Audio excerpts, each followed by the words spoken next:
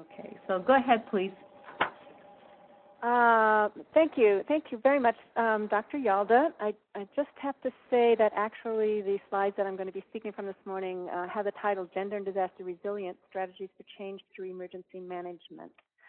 I'm going to go ahead and just send you another, I'm going to send you another copy of that. But, you know, I think the slideshows are quite similar. Perhaps there's just a confusion about which version. Anyway, forging ahead. I'd like to thank everybody who's here with me this morning for tuning in, because this is a new, relatively undeveloped part of our analysis of disaster sociology, disaster studies, and certainly of disaster risk reduction and emergency management, more in the United States than internationally, because gender has received considerably more attention internationally. So let me just frame our time this morning by moving to the slide called Overview. And what I'd like to do is really hear a little bit about what brings you here. So maybe we could just do a quick whip around. I don't know, Seppi, if that works on your end or not, just to find out who's there. And then I'd like to frame the issues around gender and women and focus in particular on what we've learned over several decades now of gender-based analysis. I see at least 10 conclusions, and you might want to bring up others as well. And then some final discussion about some action steps and discussion. And I love to share the voices of the women and men that I've met over the years investigating these topics. So I added to this slideshow a number of voices of women and men drawing from research in the United States and also from Canada. So if we have time, we can get to that, depending on your interests. But please do either chime in as we go with questions. I'm happy to do that, or make a note later so we can for sure come back. I'd like to imagine that we're sitting around a seminar room together by ourselves. So we could go to the next slide. Starting points. Basically, it's important to understand the groundwork, if you will, the foundational building blocks. You know, any set of ideas, any scholarly approach, any discipline, any organizational kind of administrative approach has some implicit assumptions, some value assumptions, and I'd like to make these clear here. So first is, and this is an issue for language, I think, the disasters don't happen to people. They happen to women and to men and to girls and to boys, but not in exactly the same way. This is not a novel point. You could say the same thing about housing or about participatory democracy or about the food that you eat, but we live in a very highly gendered world. And because disasters unfold in these very gendered conditions, our lives are highly gendered. And of course, disasters also have a gender dimension to them. And within this, you do find that women are often, but not always and not exclusively, at increased risk. The fourth and really important point here that has to really be married with that is that both women and men are at risk in different ways at different times, and both women and men also bring gender-based assets, capacities, capitals of various kinds, skills and talents. And I emphasize gender-based because, of course, we come to disasters with all kinds of strengths, right, that might be reflecting on our ethnic status or our language skills or our economic status. But we're speaking here again of sex and gender. And then the other point that I think we really need to begin with is that just exactly the doing of emergency management, whether it's done within an organization called Emergency Management Agency or organization, or whether it's in the back room of a small hospital or in as a third or fourth job that a part-time emergency manager in a small city might have. Wherever emergency management planning transpires, there is gender there as well in that room. And that's nothing peculiar, again, to emergency management, but because all of our work together is gendered. So cultures, workplace cultures, carry with them a race and a class and a gender identity. We need to look at that when we're examining this. We might go to the next point. These are just kind of preliminary things I'd like to talk about before we really get into the research piece. Well, I put this slide here. What is the gender lens in emergency management? Because I hear often, I speak quite frequently on these issues, and these are some of the things that I hear. That to talk about gender is really to do, quote unquote, identity politics, something that you wouldn't hear from an emergency manager about getting cots in for seniors. And I hear sometimes that it's a form of discrimination, again, that we are focusing unnecessarily more on one group of people than on the other. Certainly you hear that this is something that we might want to do later, but don't bother us with the details now because it's really not the time. We don't have the money for it.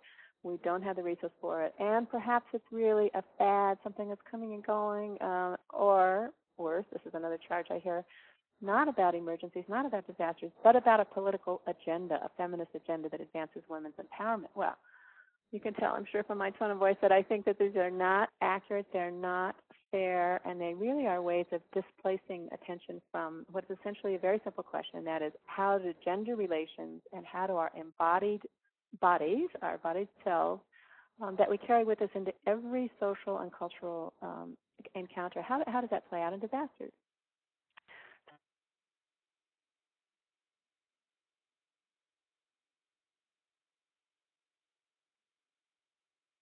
Hello? Hello?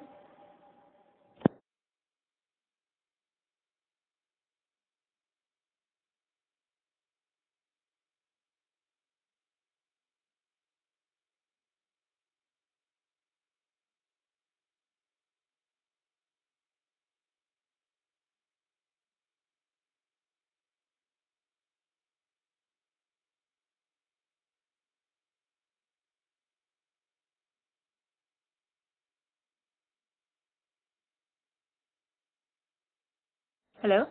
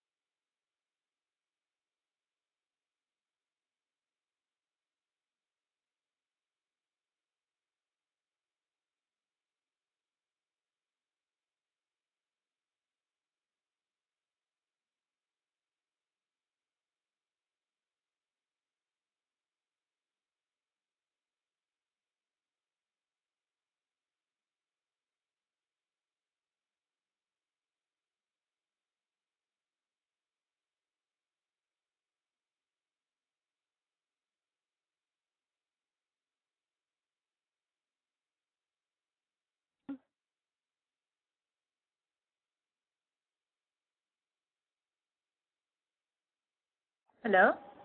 Hi. Oh, something happened. Were you disconnected or? Hello? I don't know what that's all about. Hmm. Can you hear me? I can hear the line. Let me just, should I just carry? Yeah, I'm sorry. Somehow we lost you at the very end of your slide on what's the gender lens in EM. I think you were done with that slide when we Right. lost. Yeah, go ahead. I'm so sorry. Me too, but maybe we got cut off briefly.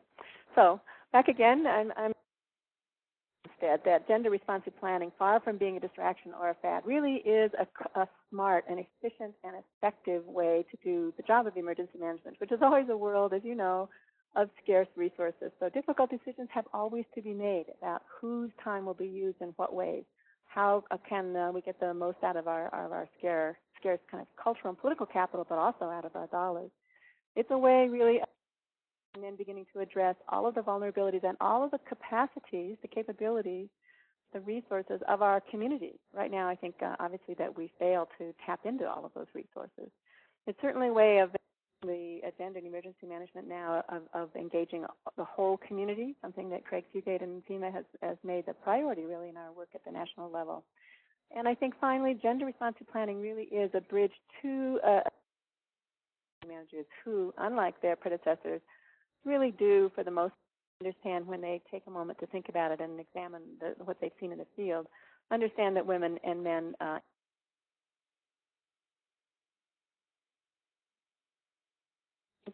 also have bodies and also live in a highly gendered set of social relationships. So that's another perspective, a more powerful one of the future on gender and disaster.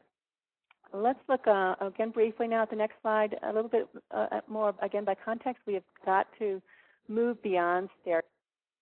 When people first begin to think about women and men and boys and girls in this context, we often kind of butt up against these. So what are some of the things we think that we know? You know, being in control, if not in control all the time, that they certainly act in heroic ways. And conversely, as you see in this picture down below, which is just so emblematic of the you'll see in popular culture and on FEMA's website and many other photo galleries of women standing there in tears, awaiting rescue, awaiting attention, overwhelmed, out of control. And again, those are basically stereotypes. We do not find that in the general disaster literature by any means. So let's maybe go and take a look at the what I've called the 10 science-based observations. I won't read them here aloud to you. You can take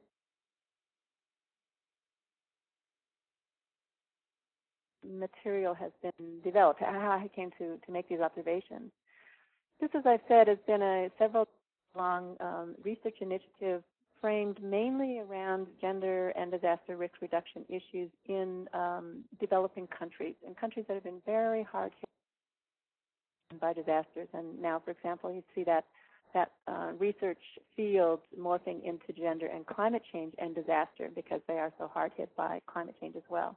So, for example, if you really wanted to look at some of the most current literature, you would go to gender disaster work out of Bangladesh or out of Pakistan, out of India. I've just returned actually from Taiwan, where the nations of APEC, the Asian Pacific Economic Commission, are engaged in a new study of typhoons and society and gender as a fundamental kind of perspective into their work as the center takes place. So there's a lot of work in the nations of the Pacific Ring. We gathered together to talk about that. We haven't come to that point here, and our research, however, is solidly based in the United States as well as international. If we're more interested in teasing out some of these different streams of research, please just let me know or take a national perspectives that I did with my friend Lourdes Mireles in 2004. It's called International Perspectives Literature. But I am, along with several other American researchers, the ones who have tried to develop that in this country. And you'll find most of the work here, so most of these generalizations are based on major disasters, not on the kind of routine hazards way at our community's stability and sustainability, but on major events. Andrew, we study that in Miami. Midwest floods along the Red River in Grand Forks on both sides of that state border. Berkeley, Oakland wildfires. More on those kind of longer, drawn-out events, and more there than on technologically triggered disasters such as 9/11, and more on environmental disasters than on technological disasters such as the Exxon Valdez spill or more currently BP spill. However, you'll find gender work on all of those topics. So this is, again, most based on field studies rather than comparative analysis or rather than population surveys, mostly based on case studies, and it's mostly based on qualitative work. A number of studies have also taken up this similar themes. I mention this to let you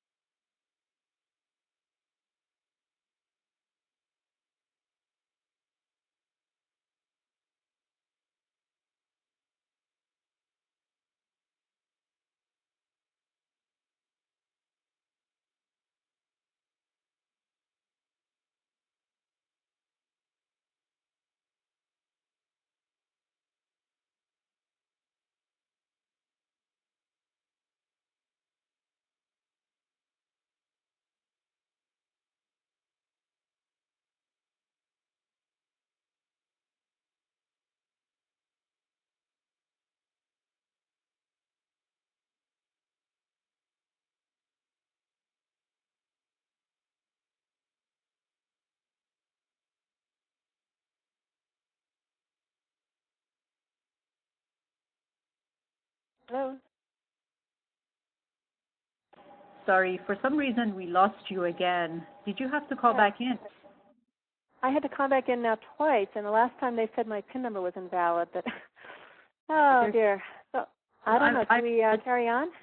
Yeah, I think we're having a WIMBA issue. So, and one of the students that's online told me that I guess they had the same problem last night. So I apologize. I have to look into it. I'm not sure. We've never had this happen during the seminar series, but I guess there must be some problem. So yeah, we can go ahead and continue. If you get kicked out again, I feel bad. We can I'll probably just keep calling back in as long as we can keep going.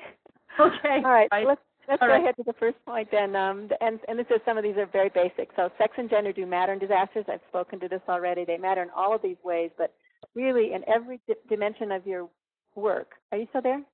I hope you can. Go ahead. Yes, we can still hear you. Okay. Yes.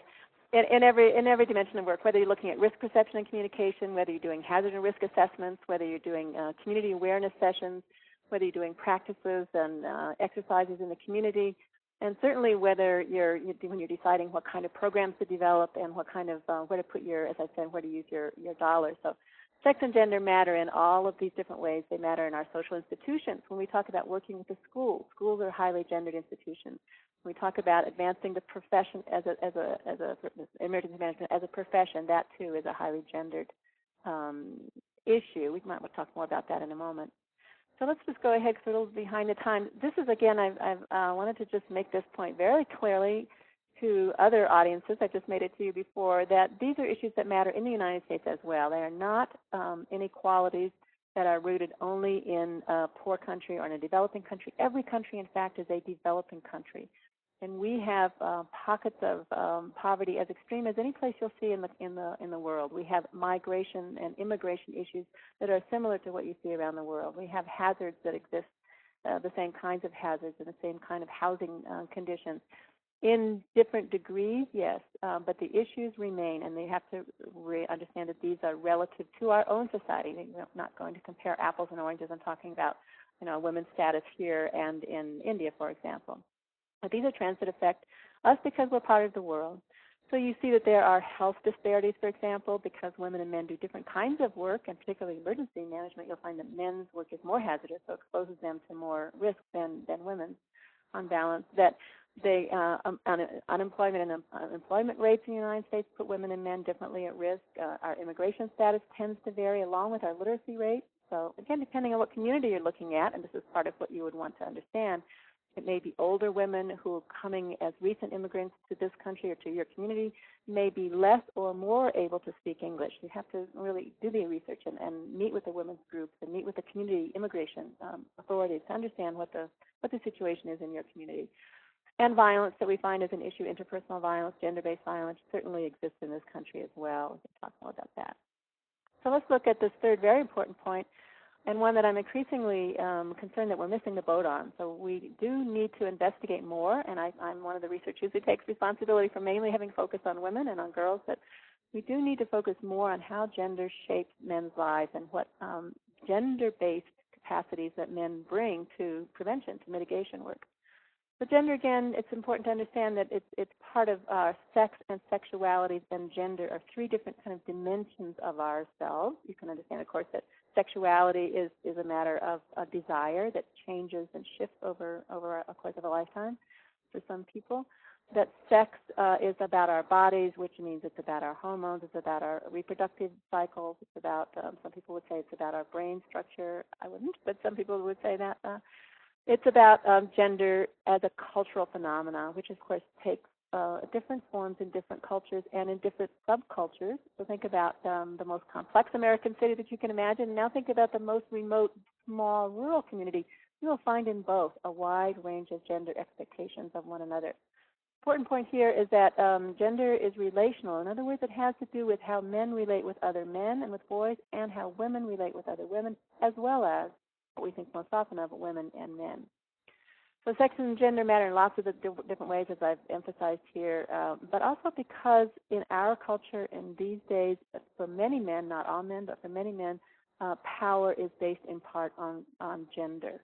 So that's an important factor to think about when we think about disasters. Let's look at the next kind of observational, research-based empirical observation. And this is an important one because we go often, and I certainly do this, to the question of gender inequality. But understand that just as important are the daily embedded patterns of our everyday lives, which are sometimes not based on inequality, but simply based on difference. Some people get pregnant and other people do not, for example, right? That the gender division of labor puts women and men physically in different places. If you try to understand if it's an important question for you, and it's not a really important question for me, but for many people it is, try to understand what the fatality rates are around gender and disasters. If you look, for example, at the World Trade Center, you'll find many, many more men were killed than women, simply because, arguably, of the gender division of labor. The white-collar, affluent men who run our financial institutions, who are in those buildings, were also the primary victims. Conversely, if you look at the tsunami, is probably the most outstanding example, the Indian Ocean tsunami of 2004, you'll find the division of labor there took more women's lives because while the fishermen in fishing boats were a little bit more able to ride out the storm, if you will, during the tsunami, not much, but a little bit more, women were, by tradition and by due to their livelihood, on the beach waiting to catch the fish, the catch as it comes in, because they're responsible for processing and for marketing the fish. So they were the first to be swept to their death. Some villages 3 and 4 times as many women. So again, we don't know the answer to this question, and there's some interesting patterns here that we really need to get a hold of. I'll speak a little bit more about that to do with extreme heat. So there are differences around our reproductive lifestyles, around the way that personalities, which is to say risk perception and the decision to act or to not act, and how we can think about recovery, what kinds of capacities we have, what kind of resources we have, sometimes based more on difference than on inequalities. But there are profound inequalities as well in our society. Violence is one of them. Some of them are structural. They have to do with institutionalization of advantage. You can look at the sex division of labor in employment, for example. Why is it that women work overwhelmingly in the informal sector, in part-time jobs, in contingent jobs that don't offer benefits, for example? That's a structural form of inequality that's deeply embedded. Some are transient and some are stable. You might find that the inequalities get larger or narrower as you go through life, as with or without children, in different kinds of communities. And as I've said, they're based on sex and sexuality and on gender. These things matter when you look at virtually any subject who evacuates and how, has to do with risk perception, has to do with power in the family to be able to act on intention. And you'll find one of the most interesting issues here is that while women, in a really good factor analysis of all the factors that go into evacuation decision making, one study found that women that gender is basically often found in many studies to be the best predictor of who will evacuate in a timely way. But in this study, they found that women were much more interested in evacuating than men. But when men were equally interested, they were more able to ensure that the family actually did evacuate. So their intentions had real outcomes, which is very important. We need to understand both the intention and also who has the decision to make those, to make things happen. Who has keys to the cars, for example? Who's the final decision maker when there's a conflict in a family? So let's go on and look at this fifth point, which is very well established. There's been more research on the second part, the vulnerabilities. I won't speak to those right now, and a little bit less on capacities. But be aware that everybody brings strengths to crises of various kinds. And sometimes those gender norms of being, for example, protectors, of being supporters of the family emotionally or physically or economically, can be very strong. And they're based partly in our sense of ourselves as fathers and mothers and grandfathers and grandmothers. They're certainly based in life experiences. So women, for example, bring to crises a long experience of hands-on personal care and emotional care that really comes into play in long-term recovery. Look at social networks. Women and men have different kinds of networks, and we have yet to really capitalize on the very extensive faith-based, professional service, educational networks that bring men together. Many of our organizations in our voluntary sector in the United States are sex segregated. The men's affiliate of the Baptist Church, the women's professional and business and professional association. You'll find affiliates, caucuses, separate networks, often highly related. And those are examples of gendered life experiences that women and men bring. So let's go on and look at the sixth the point here. which is an important one because often you will hear that gender may be important but not as important as race, for heaven's sake. So let's not spend so much time talking about gender. It's important for all of us to understand, and I think emergency managers get this, that every life is a bit about everything. You can't parse us out. You can't divide up one piece of you that's about age and another piece that's about ability status or about sexuality. We're everything at once, right? Just think of your own lives. So it's important for us analytically and in terms of planners to see that gender is a factor through the life course. So when you look at practice guidelines around age, for example, they may be gender blind, but know that women and men are not the same as young people as they are as older people. Their capacities to be self-motivated, the resources that they bring, the social networks that they bring, certainly the life experiences they bring, all that changes. Age has to be married to gender, and gender, again, takes a different form at different parts of our lives. Same thing can be said across income groups because the capacities, again, of low-income women and affluent women are quite different, same for men. And certainly, as you know well, across cultures and subcultures. One of the defining characters of a culture really is how women and men relate, how they marry, how they build families, how they divorce, if they divorce at all. It's embedded very often in faith, and so it's important here in the United States as well to understand the complexities of our cultures here. It's not simply a matter of language groups or of ethnicity. Our cultures are richer than that, but sex also cuts across those language groups, again, in terms of levels of literacy and in terms of expectations. So the Latinas, for example, of the United States are an extremely diverse group. You would want to look at the difference between women whose roots are in Cuba, women whose roots are in Nicaragua, women whose roots are in the American Southwest. All might be statistically and in our census data classified as Latinas, but their ethnicity, their language, their cultures, and what they would bring in a crisis to you as emergency managers, or what they might need from you in a shelter if they find themselves in a shelter, would be different. So sex and gender also cut across these other kind of particularly high-risk groups of homelessness, for example, because homelessness takes different forms in different communities, including women and men. Men's homelessness is much more, if you will, out there. So men tend to be homeless and displaced onto the city streets or to the parks. Women tend to be couch surfers. We rely on informal networks. Increasingly, the homeless population in the United States is comprised of American women and their families, their children. So we need to look, and when you talk about, serving or working with the homeless, people need to understand that gender is a piece of that. And we might go on in that same vein, but I think, again, in the interest of time, well, let me just make one other point, that there's also an important kind of statistical sex discrimination, if you will, in some of these groups.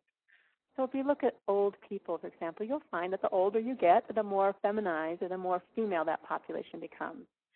But this gets kind of washed out sometimes in our thinking around age and disaster, or even the statistical analysis that you might do if you have a report in hand that, for example, United Way or somebody might have done in your community about the status of older people in your town. Ask for a gender-based analysis, because what's happening, with women and men may be different. You'll find a lot more men living alone, women, men who are widows and widowers in that group, and you'll find a lot more older women maintaining households by themselves because they've outlived their partners, or because they never married, because they've just simply lived much, much, much longer. So when we really want to target isolated, single-headed households with or without children, that's a highly female group, which means that they might have stronger connections to a faith-based group. They might be more attuned to risk, but they might not. Again, it's a question for empirical investigation. You really need to, whether you're able to do research or to work with university-based researchers or practice a research think tank that can support your work as emergency managers, or whether you simply are working with community members and asking the right questions, you need to begin to analyze some of those differences. Go on to number 7 here, and that is that while there are cross-cutting effects, what I was just emphasizing, the second corollary of that is that sex and gender very directly increase risk as well. And here's something that we really need to understand very clearly, that it's no joke that somebody who is 9.5 months pregnant, as I was once, doesn't have the same kind of physical mobility or even the social autonomy maybe in her sphere of friends or her family to pick up and leave as she wants to. She doesn't have that same capacity, perhaps even that same intentionality. So reproductive status, if you are likely to give birth, if you have an unintended pregnancy that you didn't seek or want as a result of lack of reproductive health services in a disaster, if you've just given birth, you don't have a safe place to take care of yourself or your newborn, those are direct gender effects. Mental health as well. Mental health has been one of the most widely analyzed gender issues in this field, and you'll find repeatedly women claiming is the wrong word, women reporting symptoms of post-traumatic stress and other forms of mental health, mental distress. That's one widely investigated. That's one of the reasons why we know so much about it. Many more studies focusing on stress and gender than, for example, on economic recovery or economic loss and gender, which we need to ask why that is. But there's a direct effect of stress that's very strongly related to gender. And another important piece of that is that women live in this country with higher levels of pre-disaster mental illness anyway, right? And so we're tending to take more drugs that we might be dependent upon than men. And the physical conditions of women and men are different. The illnesses, the chronic illnesses to which we're subject, so more HIV/AIDS symptoms, for example, among men, although, as you know, women are increasing as a population, as a group in that population, more acute diabetes and asthma among women. So those are some physical differences. Obviously, the exposure to interpersonal violence is an important piece, and here I emphasize that the most prevalent form of interpersonal violence is male on male. The most prevalent form of gender-based violence is male perpetrators inflicting or acting in violent ways, whether it's emotional violence, physical violence, economic violence, or some combination of those. Most often that's male perpetrated, and the victims can be females, and they can be girls, they can be boys. But we mustn't look away from, of course, violence committed by women, whether it's in the context of a lesbian relationship or whether it's in the context of a heterosexual relationship. Interpersonal violence takes many, many forms, and this is one of the ways that we can begin to understand gender in disasters. Because women or men who are subject to violence don't have that same autonomy. They may not be able to leave their homes. They may already be in care. Their emotional resilience might have been just decimated over years of struggling against violence. Their physical health may be poor because of repeated violence. There are a whole range of issues that come up for people who are subject to violence. And again, this question of gender power, again, there's more evidence that men have a much higher sense of efficacy, meaning ability to act, knowledge that what you do makes a difference, of self-confidence, of self-determination, because of the gender division of labor and the power relationships within most couples. And I emphasize most because, again, our own particular situations, your marriage, your relationship, your family, your the way you grew up as a little girl or as a little boy may very well be different. Mine was certainly different. But when you look at the nation as a whole, and it's incumbent upon us as professionals and as you as emergency managers students to understand what other people may bring to this, not necessarily what jives with your own personal experience. Look at the nation as a whole. The indicators still suggest that men are in dominant positions in our key institutions and also in the family. Political power, of course, is one most egregious example. Women exercise a lot of informal political power, and you might think of your grandmother, I certainly do, or working at lower levels of our political institutions like school boards, but the people who set FEMA's budget, for example, are much more often men than women. So let's go ahead. I need to speed this up a little bit. What this then implies, so gender is cross-cutting, but gender is also direct. The logical conclusion of this research is that, on balance, when we talk about gender and disaster, we really do need to focus now on women and on girls. And you see before you just a short list of some of those reasons why. These are more of the negative reasons than the positive reasons here. But again, we need to understand that they are most affected, but that they also bring critical kind of assets to community planning. But here let's look at the issues of birth and lactations I've mentioned, the physical realities with which women live, the extended family responsibilities. This is a point that's really understood by all of us, that when push comes to shove, although men are taking by far more responsibilities for the family than they've done before, but when push comes to shove, ultimately it's women inside the house and men outside the house. During sandbagging, or when you're looking at seeking out information or trying to figure out who can go to a community meeting about flood prevention, or trying to figure out what kind of resources might be available for you after, or even whether you can take an animal to the shelter, all that kind of information seeking, networking, movement of people around disasters before, during, and after is a whole lot harder if you have a disabled son or a terminally ill partner at home who depends upon you, right? Or an infant or a parent in care, or as was true for us for so long, parents living with dementia in nursing homes. They depend on you. They will depend on women for the most part. So that's very important. And again, one of the most vulnerable groups in the country tends to be women and men, people who live alone. And I've made this point before that it's most often women, but most often also women with small children. And that's a very important group of people. Tends to be low-income women, tends to be women of color, tends to be women who are marginalized from their communities in some way. For example, they might live in public housing. They might be excluded from kind of the dominant networks because they, again, are dependent on state resources. There's a lot of history in our country around poor people and poor women and poor mothers and welfare mothers. That's a very important group that will look to you, will need, even if they don't know where to find you, they will need what you have to bring to support them. Another couple of reasons why women are most affected is that when we earn an income, more often than men do, we earn it at the home. So the corollary of that is that if your home is blown away by a tornado, you've also lost everything in it, the equipment, the supplies, the workplace, the legacy of your work there, whether it's clerical work or maybe a beauty salon or artwork or professional typing, whatever it may be. I've spoken to violence again, and you'll see elsewhere perhaps the data. There's a fact sheet that I and other people have maintained on domestic violence and disasters. In virtually every study where we have asked the question, and again, the data bank is not complete. We haven't always asked the question. We certainly haven't always asked it in the right way. But when we have asked it, you do find clear quantitative indicators of increased desire for services. In other words, more women will call, will reach out for help. They'll contact their crisis counselor again. They'll seek shelter for lots of different reasons. And when Betty Morrow and I were in Miami after Hurricane Andrew, we met many women in shelter, one of whom had been put there because she came to the community to help her partner do construction.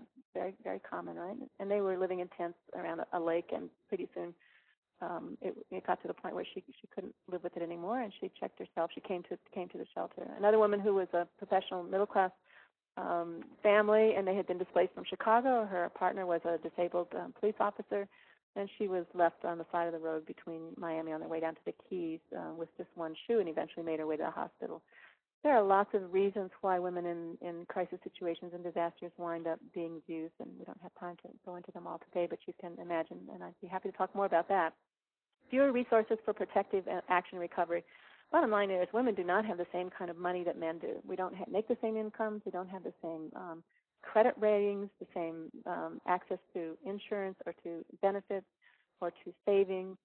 And we don't have the same housing security as well. We're more likely to live in temporary housing, in low-income housing. We're more likely to be renters. Renters in general don't have the same kind of control over their living conditions, so they can't take effective mitigation action, for example. And homeowners can, even though they don't in this country, choose for the most part to, but they can't. So those are just a few examples. But again, you'll see that I'm emphasizing why, which women, under what conditions. This is one of the most important issues for future researchers and for you as emergency managers. Let me go on to the last 2 points quickly. I see I'm already running out of time. That we can learn again, because one of the pieces of research has been what are women doing around it. And Betty and I did a study of Women Will Rebuild Miami after Hurricane Andrew. It's just one example where 42 women's groups came together in a coalition to ask, please, could those huge sums of money coming into Miami after that event, could 10% be earmarked for children and for women? And in particular, it was for women to do the violence prevention work and for children to do recreational work and child care. They, in the end, were not successful in doing that. It's another long story. But so there has been a piece of research around this, and I'm happy to tell you, of course, that there are many, many more women and men organizing. So Empower, to your right, is a group of women emergency managers. I hope you're all aware of Empower. They do wonderful work. They are a mentoring and professional development organization for women in the field. And I won't say much more about them other than that you should go to their website and learn more if you don't already know about them. Did it with the Gender and Disaster Network, which was a global institution, it's a global network of women and men, over 1,000 members now around the world, institutions and organizations. And that's an information exchange program, an advocacy program. You'll find a number of workshops, which I want you to know have been conducted outside of the United States, but supported by USAID funds. So our government has invested in exploring the connections between gender and risk reduction globally. We just haven't yet brought it home. There have been 7 or 8 conferences that I've been following in the last 2 decades or so, and you'll find on the websites of the GDN and other places links to their proceedings, so you can read and understand what people have been doing. At the grassroots as well, you have women organizing, usually after events. In the book that I've written called Women Confronting Natural Disaster, I have a chapter here on that when I'm trying to highlight some of the ways that women of color, or women environmental activists, or women of faith, women in professional caucuses, women in grassroots housing collectives have come together in what we call emergent organizations after disasters. And they, too, have, if we support them, really offer a window of collaboration to help reduce disaster risk for the future events, future hazards, right? The whole notion of capitalizing on that window of opportunity. You need to understand what women will be doing, and ultimately I would hope to be able to have a slide here about what men are doing around gender and disaster. Let's move on, because I wanted to let you know again, there have been some compilations like this. You'll find them elsewhere, but just to let you know, the 2005 bibliography that I did is always a good starting point for students and for emergency managers, because you'll find some materials that are not terribly academic, but that are suited for emergency managers. And certainly as students, you'll find it useful, I think. The source book here is a project that we did with 10 international women and men in 2005, again with some support from USAID and some other institutions. And that was an effort to draw together what's known already and some of the good practice guides. This is just really a wonderful resource for those of you in the field when you become practitioners and start asking, like, well, what about women in risk communication? Like, I'm putting together a risk communication strategy or maybe a series of extreme heat warnings. I mean, do I really need to take gender into account there? What does that have to do with heat? You'll find concrete examples of application. And the last part of this slide just identifies different networks, but I really would like to draw your attention, of course, to the last one. We'll move on to this next slide. The U.S.-based Gender and Disaster Resilience Alliance is a network and a website we're currently developing. We're quite new, and we're a sister to the Gender and Disaster Network. But the whole focus here is to work in the United States in a very practical way. We're a bunch of academics, but we're academics who have a strong foot in the practitioner world. Many of us teach emergency managers or have been volunteer responders or both. Really an action-oriented network that has 2 qualities. One, as I've said, is to focus on prevention, and the other is to work actively, more actively than we have with men. So moving on to the next slide, there are, just to let you know, for your reading for future coursework at Millersville and elsewhere, these 3 wonderful new books.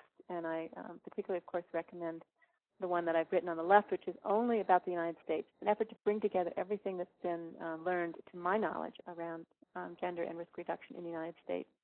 But the second one, The Women of Katrina, is a fabulous book. You saw there that whole discourse around Katrina and the lessons learned and the policy pieces, the practice guides that came out as a result of that, focused, as they should have, on ethnicity, on race and racism, on age and disability. Absolutely, those were critical dimensions. If you're going to ever try and figure out what that puzzle called Katrina was all about in this country, you need to take that on board. But remember the pictures of women holding their small children up above muddy waters.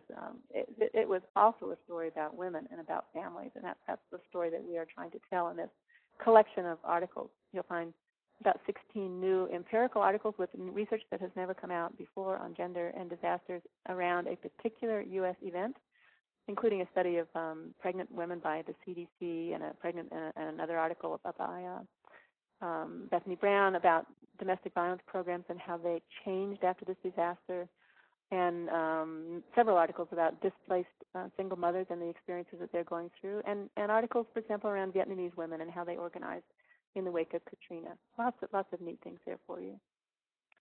Well, listen, I'm just conscious of the clock here. Let me go to the next couple of slides, because I'd like to be as clear as I can about some of the ways that I think we're missing the boat when we talk about gender and disaster and some of the opportunities for action. So here you see, obviously the first, I think these are failings of us as a profession and as a practice, that women are not integrated. When we talk about high-risk populations, you'll see those long lists, right? And I'm not really a fan of that checklist approach anyway, but even on those lists, you won't find girls and women for the most part.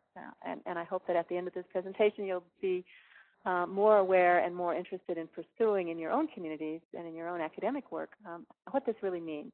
So the women at high risk include migrant women. They include our most recent immigrant women, certainly include women living with disabilities. And again, you'll find in that Katrina book an article on women with disabilities in Katrina. Certainly include lesbians, gays, transgendered people. I haven't spoken much about that. We could come back to that if you'd like.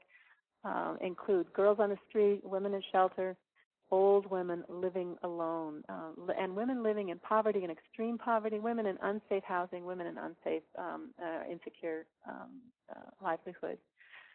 Conversely, the other part of that is that men in high-risk conditions are also not identified. We don't bring them into this discussion. They're not really participants usually in workshops around gender and disaster. They have not yet, as a community of researchers, taken this up, and some of them are my very best friends, and I hope that to see that change in future. The Gender and Disaster Resilience Alliance did have two co-facilitators, and Bill Lovekamp, you may know, who spoke with you recently, is one of the co-facilitators. So he's a good example of men who are becoming involved.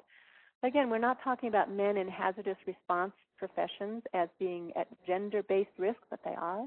Not talking about men who live alone, men who are so estranged from their communities and from their families that they are not even, that their bodies are not even found after a disaster. And here I'm thinking of the wonderful case study called Heat Wave that profiled the loss of African-American old, poor men in Chicago's 1995 heat wave. So there are a number of other men in high-risk conditions. These two are not included on our list. Gender is rarely identified, as I've said, as either a primary or a cross-cutting risk factor in the work that emergency managers do. So when we come to risk communication, even though we have this database around the differences between women and men in risk perception, and women obviously are more risk averse and men are more risk tolerant. We use different media. We rely, some women more on interpersonal connections and radio, and men more on television, for example. And that depends on which community you're looking at. But there's empirical work to be done in your own community about how women communicate in an ethnically diverse community, which community newspapers are read more by women and more by men. These are questions that you can address locally. When we do risk mapping, we're not looking at the assets. We're not identifying, we're not mapping women's community organizations and men's community organizations, or bringing in some of the statistical indicators that I've suggested here that we should do. We rely in a very lazy way, I think, on our maps. If you put gender at all into our social vulnerability maps that overlay with hazard maps, right, what you find is percent single-headed households or percent female. Well, percent female means virtually nothing, right, unless you have an extremely skewed sex ratio. Mapping the gender ratio is really a meaningless gesture toward gender analysis. And mapping single-headed households really doesn't get us very far either, because men are a small but rising number of single parents, and because of the diversity of single-headed households. They might be affluent, they might be English-speaking, and they might not be. So we need to dig deeper and understand how better to map these issues. Our public awareness materials, just moving on, rarely highlight gender. And here I think we need to take a real strong hint from social marketers and from advertisers, and for insurance companies who always charge men still more than women in terms of their insurance rates, because they know how women and men drive differently and have different levels of accidents, blah, blah, blah. But advertisers understand this very well. So I think when we're trying to reach a community in advance of a flood, or trying to get them to come to an awareness meeting around recovery assets, we have to target them. We have to understand how to reach women and men differently, where to hold our meetings, when to hold our meetings. What about the children? Where are they in this picture? Do you have on-site child care? Can you reach them in a way that uses language and reaches women where they might be? I'm just thinking personally about Miami after the hurricane, when the hurricane preparedness messages were printed on the outside of grocery bags, which I thought was just a wonderful idea, and it certainly was the only way that got to me. We don't include women's and men's organizations as stakeholders for the most part. They're certainly very often, very rarely, members of our VOAD committees. And really, in most texts and in most of our training materials, gender is either neglected entirely or mostly. And this last point, gender responsive planning and gender inequality are really not seen as contributors to resilience. I don't have time really to make that case any more than what I've done just obliquely today. We could talk some more about that. So the action steps that I would propose, just to wrap this up, and the next couple of slides follow from that, of course. And I think I'd like to talk just a little bit about these. It looks like we're not going to have time to look at the quotations from Women and Men, because I'd like to hear what's on your mind. But I think this is an important point, this first one, that we need to begin to address some of these gaps, and certainly need to mainstream gender in the same way that's been done internationally through the UN ISDR, for example. So first of all, I think we really need to make sure that when women and men come into emergency management roles, whether, again, it's through academia, as you all may be, or through practice-based, or through certification, or just through their boss saying, you're now our emergency planner in this hospital or in this clinic, that there are non-traditional opportunities. So for women, that means leadership. That means, and for men, that might mean working in childcare, for example, or in the psychosocial branch, developing some work there. So I think we need to recruit, women and men in different kinds of roles, and also to recruit a broader, more diverse, more representative of the American population group of people into emergency management. So use your networks as new students of disaster management, right, to reach out to people who might not think of themselves as potential managers or as even as college students, because they may know their communities very, very well. They may bring something to us that we're so far missing. I think that's an important point. Native American women, for example, in the Southwest need to be involved in drought mitigation. We need to teach this new literature, and we need to learn from global experience, and that's why I do recommend the books that are out there, because they're a good blend of international and U.S. and Canadian, Australian, New Zealand experience. Certainly need to take advantage of the resources that are out there. Just recently, you may have seen also the CDC put out a toolkit for assessing the reproductive health status of women in disasters, with surveys that can be developed and tips on how to analyze the data and tips on how to develop a sample. Very important and brand new resources. There are a number of examples like this.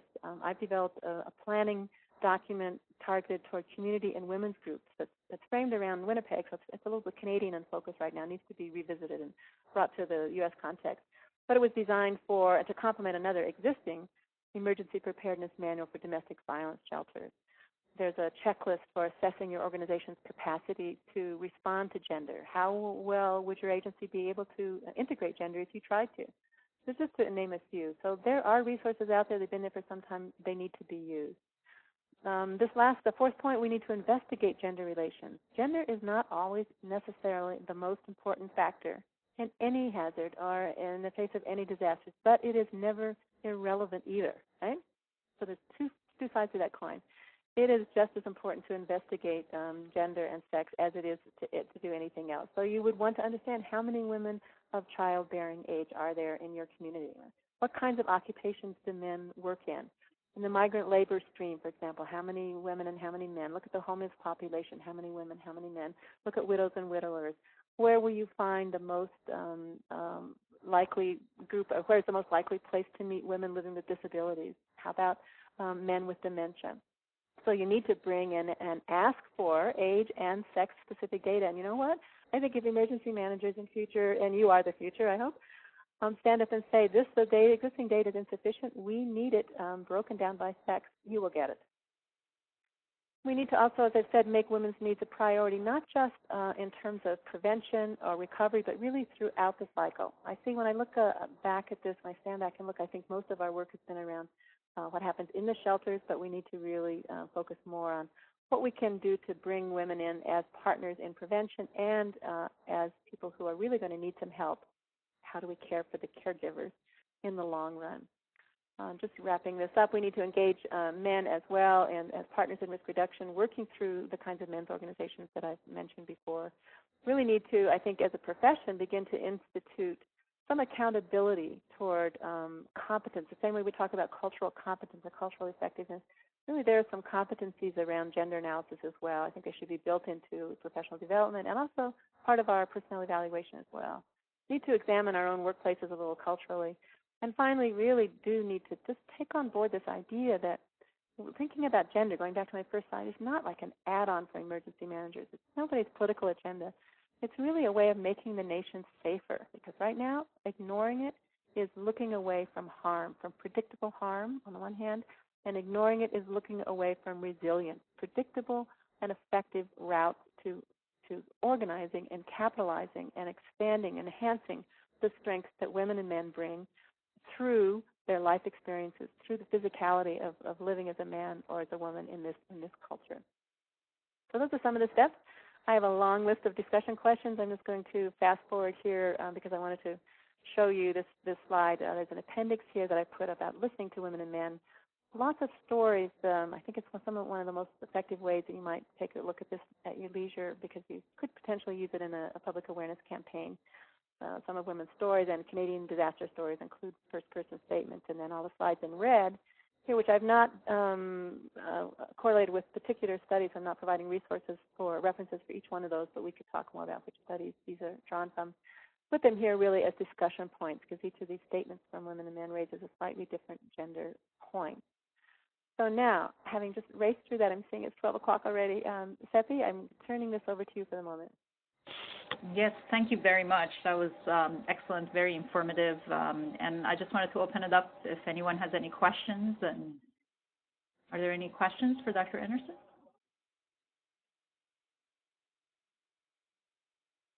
Well, I would like to ask one just to maybe get everybody else started or thinking about a question.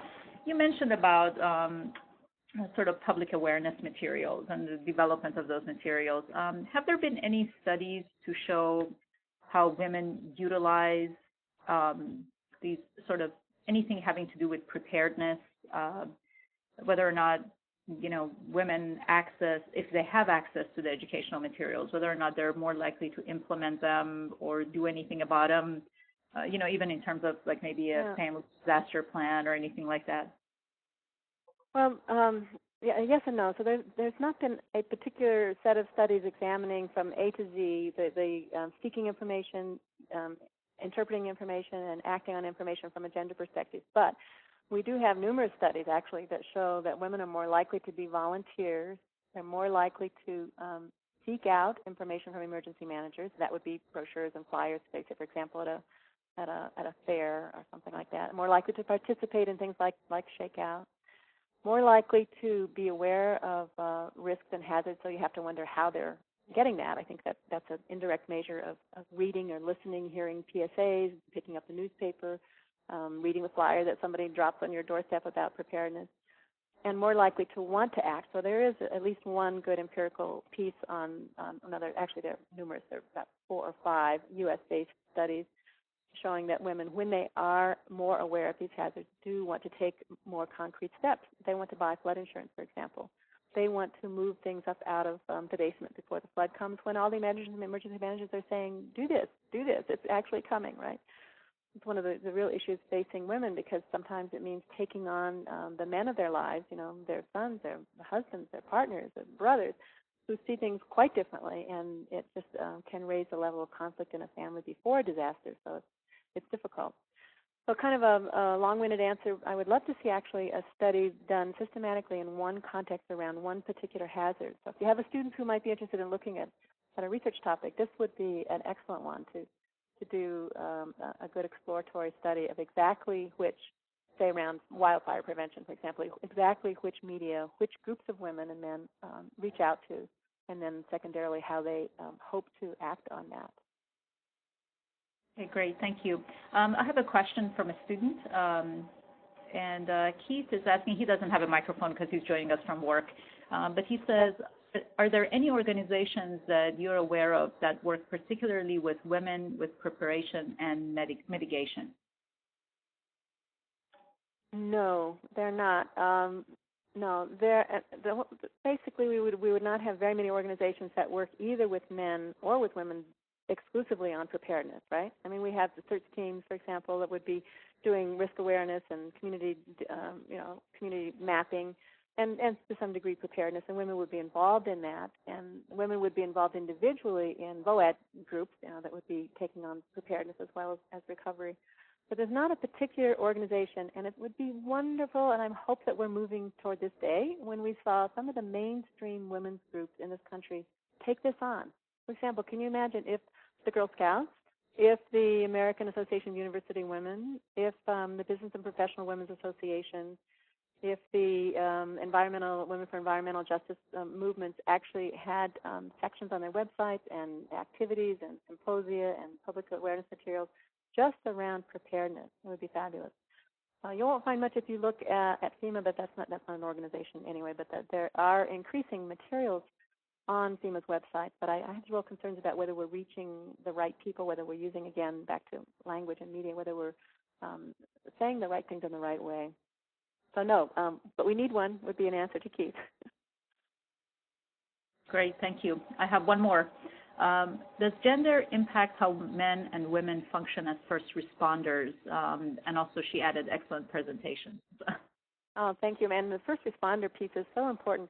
This is another wide open area. So because so many first responders traditionally have been men, right, you'll find in the literature some work around post-disaster stress and first responders. Not so much on gender, although that should be. It's kind of the elephant in the room there, isn't it?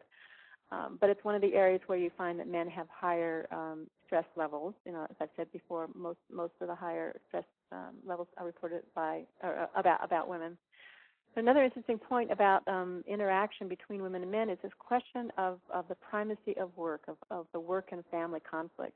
Again, a wide open area, and one that we really need to look at more closely, because traditionally the disaster students of scholarship, I'm thinking of Quarantelli and Dines, for example, have said that, and Joe Scanlon, have said that work always takes priority over family, and that's one of the distinguishing qualities, really, of emergency managers, of emergency responders, is who they're really talking about, firefighters and police officers and the administrators of the community who will put everything aside.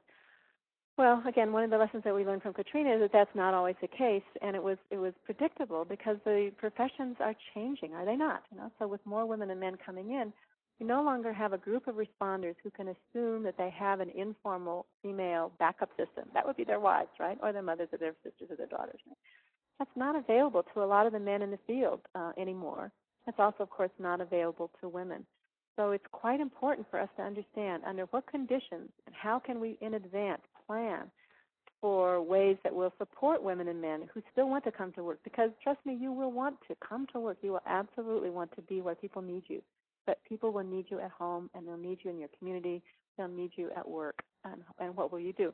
A good case in point here is the work that was done with nurses in Canada after SARS, and they were really, really highly stressed out by this because they were guilt-tripped on all fronts, basically, about whether they should or should not report to hospitals. So hospitals talk about surge capacity in biological disasters like that, and we might very well be planning for flu that might come next year or the year after, depending upon nurses, women and men, to report, and they may not be able to for a wide number, for very many different reasons. So rattling on here, but so there's a stress issue. There's the question about work and family conflict. What I haven't seen is interactional studies of, for example, women and men who are firefighters, although there's just a little evidence of women's exclusion in the women of, it's called the Women of 9/11, if you want to look at that book for one example.